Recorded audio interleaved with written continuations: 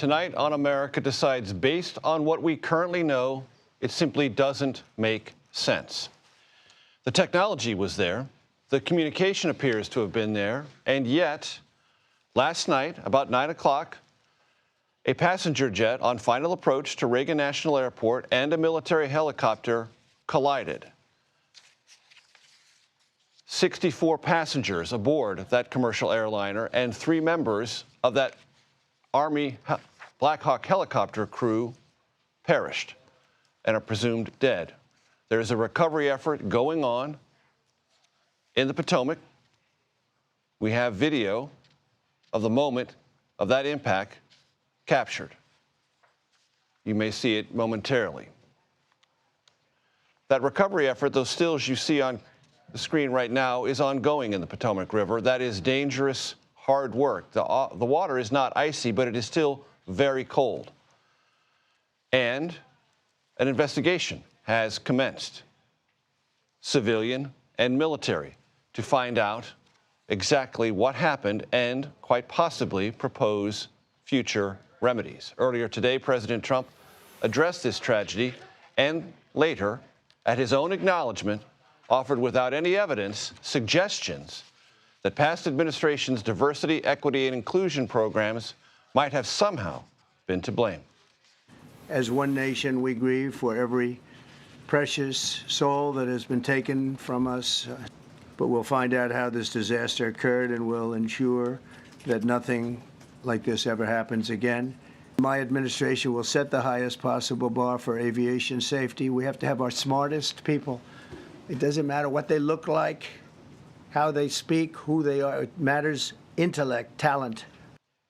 The business of government continued on Capitol Hill. 3 Trump administration picks participated in confirmation hearings. Kash Patel is FBI director, Tulsi Gabbard is the head of national intelligence, and Health and Human Services Secretary nominee Robert F. Kennedy Jr. We will get to those confirmation proceedings later in the show. We will start now with Skyler Henry, who comes to us from Reagan National Airport. Skyler?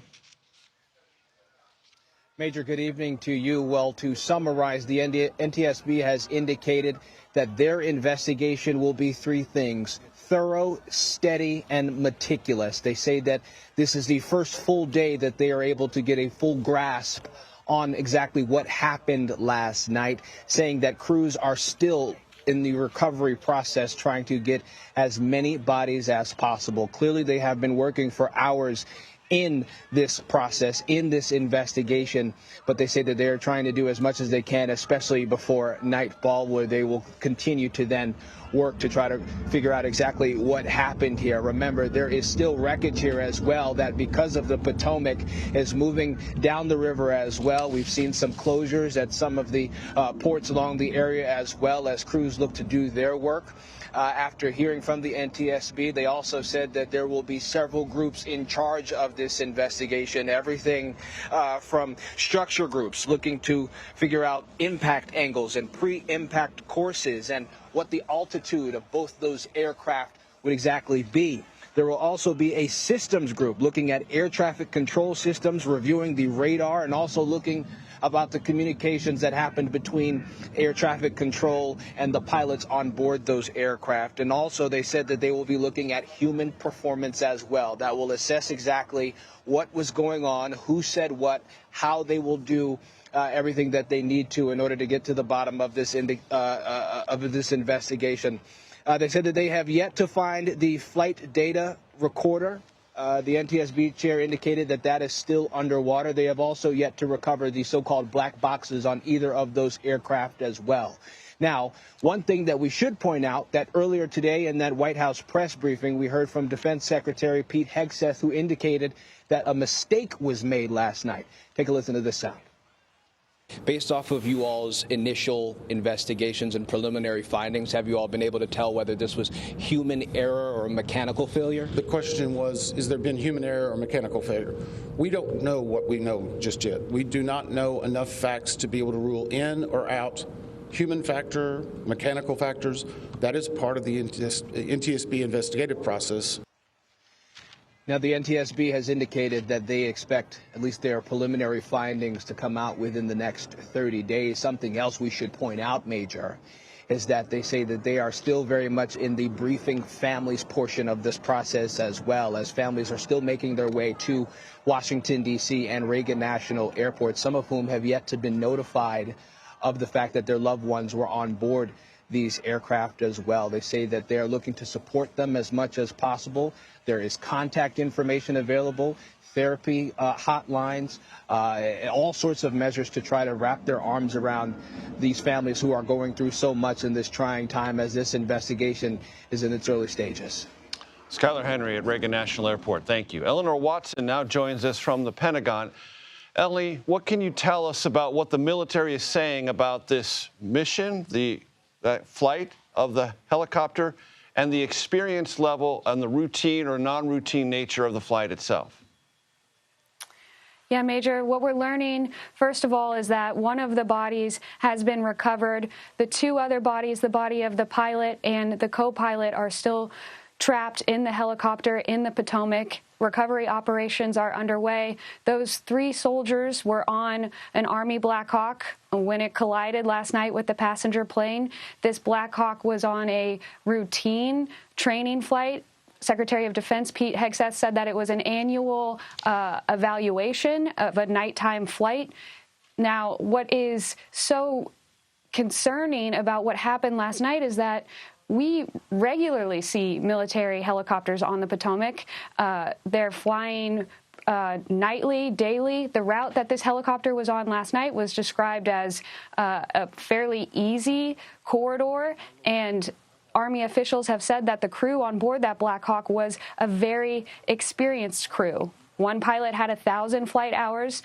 The other pilot had 500 flight hours. So Secretary of Defense Pete Hegseth says the Army is looking into this, that this was pretty much routine, but tragically a mistake happened last night. And Ellie, was anything mentioned either by the Secretary or other officials at the Pentagon about suspending similar helicopter flights in the aftermath of this, pending some sort of review, or are they going to continue to go on? So Secretary of Defense Pete Hegseth said that the battalion that this particular Black Hawk came from, the 12th Aviation Battalion out of Fort Belvoir, Virginia, will be on a 48-hour pause as this investigation gets going. And the Army will certainly look at other potential safety briefings that they can give about this incident as we learn more. I do want to note I reached out to the Army equivalent of the NTSB that we've been hearing from all day. The Army equivalent gave us some stats about aviation mishaps. They call them mishaps over the past few years. And what is concerning is that fiscal year 2024, so last year, was the highest number of aircraft incidents with fatalities since 2014. So over a 10-year period, last year was the second highest. I mention that not because not every incident was a Black Hawk, but I mention it to bring up what the Army is concerned about with their safety and training. Eleanor Watson at the Pentagon, thank you very much.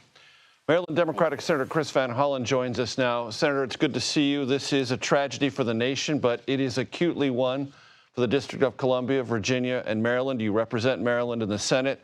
First thing I want to ask you is, we have confirmed earlier in New York Times reporting that in the control tower last evening, one control tower person was tasked with monitoring the movement of helicopters and commercial aviation. Is that concerning to you? Well, Major, it's good to be with you. I've seen those reports, and there is a situation about the staffing levels, not just at Reagan National, but FAA staffing levels around the country. So clearly that will be an issue that the NTSB has to look into. What are you most curious about as you evaluate what you have been told by aviation officials, what you have learned independently, and what your constituents are no doubt seeing in newspaper accounts and on social media? What is most on your mind?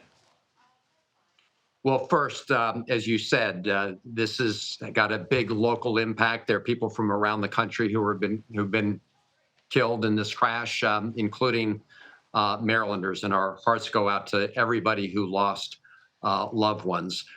People, of course, have questions. Something clearly went wrong, right? This was an avoidable accident. I do think it's important not to jump to conclusions before the NTSB does its work. And they're beginning to do that, as you say. You reported they haven't recovered yet the recorders. They haven't recovered the flight data. But they need to be very transparent about their work and move just as fast as possible to maintain public confidence. I'm sure you're aware, Senator, of what President Trump said after offering consoling words for the country. He, as was put to questions later, acknowledged he had no evidence, but nevertheless suggested that somehow federal diversity, equity, and inclusion programs might have been to blame for this. Your reaction?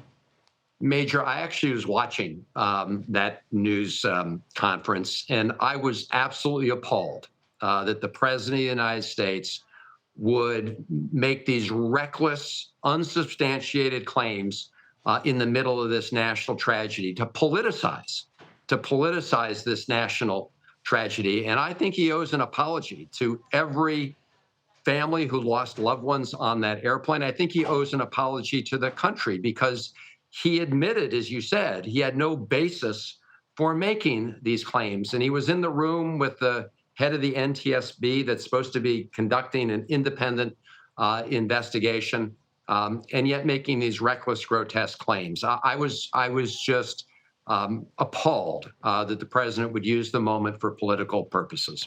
Let's talk about Reagan National. As I understand it, it had a theoretical capacity of 15 million flights a year. The current capacity is about 20 million flights. Again, as I understand it, I may have those numbers wrong. Feel free to correct me. Is it running at a higher capacity than you believe is recommended? What is your level of concern about what those associated with Reagan National have to do to achieve maximum safety?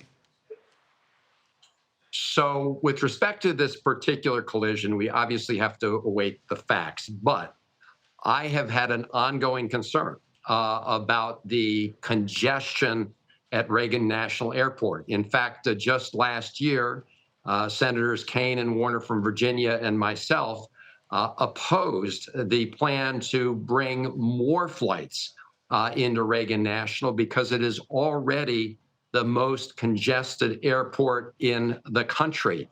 Right now, the amount of time planes have to spend hovering over Reagan National before landing is the longest wait time in the country. So beyond this particular collision, I do have a concern about the safety issues regarding the congestion, and that's why we opposed the idea of bringing even more flights and more planes into this very congested airspace. Very quickly, Senator, do you think that decision to bring more planes in will be now revisited?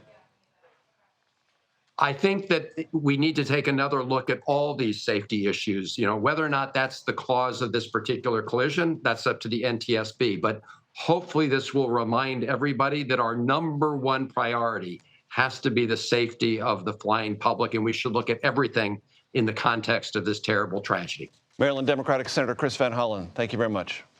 Thank you.